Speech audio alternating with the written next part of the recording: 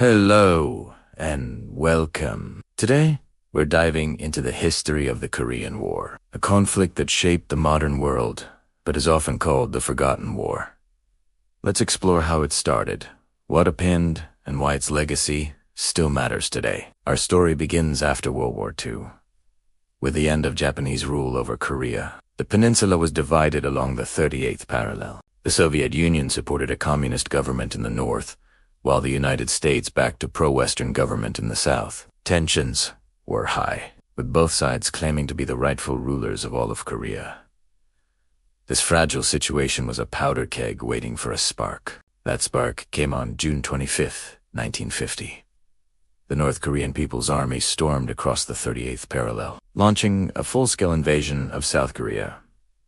Their initial push was incredibly successful, quickly capturing the capital, Seoul, and forcing South Korean and the first American troops into a small defensive corner in the southeast, known as the Pusan Perimeter. It looked like the entire peninsula would fall. In response, the United Nations Security Council condemned the invasion and authorized a military intervention. A multinational force, predominantly led by the United States and commanded by the famous General Douglas MacArthur, was sent to defend South Korea. This marked a critical moment in the history of the UN, as it was the first time it had assembled an army to fight, to turn the tide. General MacArthur devised a bold and risky plan, an amphibious landing far behind enemy lines at the port of Incheon.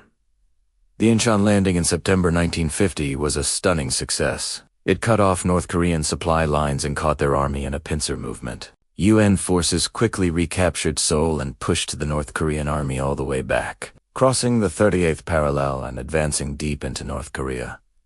Victory for the UN seemed within reach. However, as UN forces neared the Alu River, the border between North Korea and China, the war took another dramatic turn. Feeling threatened by the presence of American troops on its doorstep, China decided to intervene. In October 1950, hundreds of thousands of Chinese volunteers poured across the border, launching massive The surprised and outnumbered UN forces were pushed back in a brutal winter retreat, all the way south of Seoul once again. The war then entered its most grueling phase. The front lines eventually stabilized right around where it all began, the 38th parallel. For the next 2 years, the conflict evolved into a bloody stalemate. Both sides dug into trenches, fighting horrific battles for small hills and ridges with names like Heartbreak Ridge and Pork Chop Hill, resulting in immense casualties for little strategic gain. Peace talks began in 1951, but dragged on for 2 long years, frequently stalling over issues like the exchange of prisoners of war. Finally,